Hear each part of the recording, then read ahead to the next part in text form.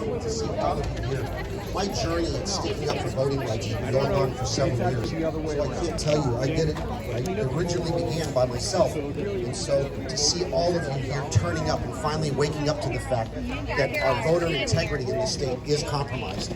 Windham is the tip of the spear. And so I wanted to address those issues about what's coming up next.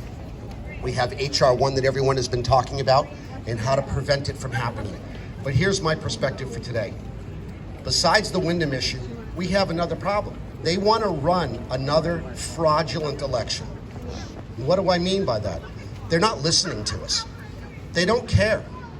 I'm suing them in the state courts right now. They don't care. You ought to see the BS. Why do we have very talented lawyers defending bad faith actions about our state legislature? Well, no, it's much worse than that. So why do they not want to have honest elections? It's because it's all fraud. It's been fraud for a long time. So let me walk you through this. Right now, 2 years ago, I should say 2 years ago, we had a change to our voting laws. House Bill 1264 gave resident aliens the right to vote.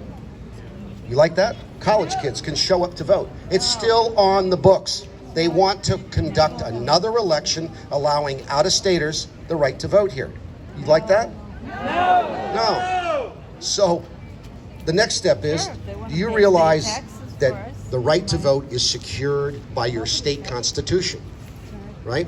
Article 11, and then those people qualified to vote are defined in Article 30.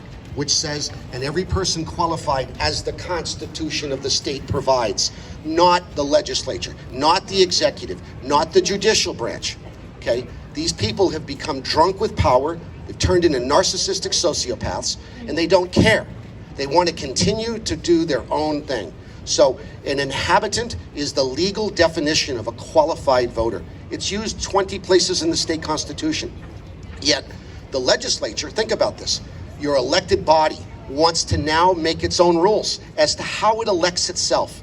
The employee, think about that. The employee now thinks it's going to write its own rules and define how it elects itself. If you think that's bad, what do you think HR 1's all about? The federal Congress now wants to do the same thing to you. It now wants to write federal law infringing on Article 1, Section 2, which says what? That the right to vote is secured by the people of the several states.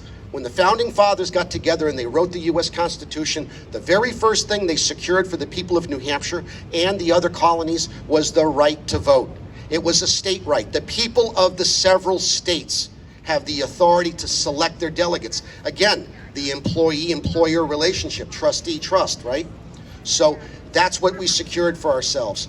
Article 1, Section 4, the time, manner, and place of holding elections is now what the Democrats are trying to use as HR 1. Well, the founding fathers of New Hampshire were brilliant. The third thing the founders of New Hampshire said, that right will, the federal government will never do that to the states except for one condition: if the states refuse to establish their own rules for time, manner, and place for which an election ought to be held. It was brilliant. And it explained the discrepancy. So this is what this is all about. And I can't tell you again how proud I am to have all of you here, because we need to wake up to this, okay? We need to wake up to the fact that our rights have been taken from us. Last week, Judge Kissinger in the Superior Court told me, and told basically all of you, because I'm fighting for all of you, that you have no rights. You have no right to speech. We can speak here, but we can't speak in there. Think about that. You can speak here on this pavilion, but you can't speak in there. Why? Why have they locked the People's House up? Because we don't have free speech. That's right. That's right. They are our trustees. They are our servants. They don't act like it. We the people. That's right. So, that's right. And so why is that happening? Why are taxpayer dollars being used to deny you your rights to speech, your right to redress of grievance? It is the fundamental right of why government is instituted. Remember your history. We had Magna Carta in 1215, which established the right to petition the king. We went from that to the 1600s, where the king refused to give the people of England the right to redress of grievance, so they petitioned the petition of right. And the king still refused to listen. They filed a grand remonstrance. And when that didn't work, they did what? They cut off his head.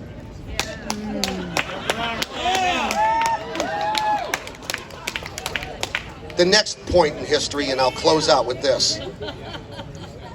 Most people don't know this, but New Hampshire actually wrote its own version of its Declaration of Independence on June 15th, 1776. And within that provision, it also, the very first sentence is the fact that the people of this state were being denied their fundamental right to redress of grievance by way of petition or remonstrance. And we did what? We fought a bloody revolution and got rid of a tyrant king and transferred the sovereignty from a king, from a parliament, to the people, not the legislature.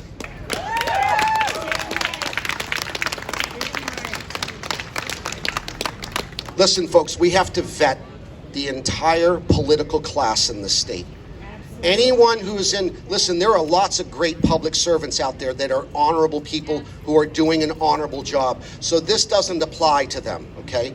But this place has become infiltrated with narcissistic sociopaths. I spoke in North Conway the other day, last week, and the gentleman, it was pretty funny. I made that comment, and he stood up and said, well, I'm one of those narcissistic sociopaths. The insult fits, so he put the shoe on. But the point was, we had a debate, and he really believed that once we elect these people, that they can simply, we don't have any obligation to oversee them. Let me ask you, would you hire someone and not oversee their work? No. But why do we do it? We go to the voting, right? You are vouching for these people when you vote for them, and we cut them loose. So now, that's exactly what we have. We have a lot of narcissistic sociopaths who think that the sovereignty lies in the legislature. No, read state constitution, Article 7. The sovereignty is retained to the people. And that was the whole point of a revolution. And so the man debated. He said, no, once you elect me, you have to trust me. You like that? And listen, his nose, it was an older gentleman, his nose was bent out of shape, his wife stormed out, another man stood up, another rhino, and stood up and said, blah, blah, blah. And I was like, listen, you clearly don't even know your state constitution. And so that's the fundamentals. Now, the state legislature has just passed a bill. They're going to bring civics back. Wonderful. Yeah, but there's got a major flaw, and that is that they're not going to teach the state constitution. They're only going to teach the U.S. Constitution. Why? Because they don't want you knowing about your rights. Okay? Who knows how many rights you have under the state constitution? All of them. Well, you do, but what are the enumerated? How many enumerated rights do you have? Yeah, you cheated. So, no, you do. You have 39 enumerated rights. They're actually much larger than that. And to the lady's point, all your rights are protected by a trust indenture called the state constitution. And it is our duty, it's our civic duty to now stand up and keep having these rallies and not let up. I'm going to advocate that we not allow another election to happen until all of these issues are fixed.